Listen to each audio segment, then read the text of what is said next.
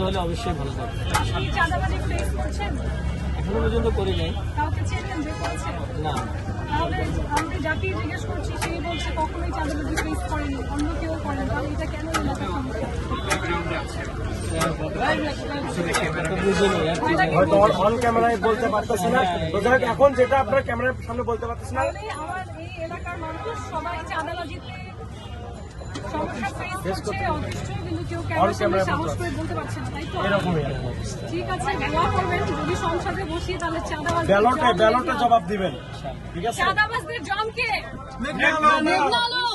এটা মনে রাখবেন। ট্রাক মার্কা।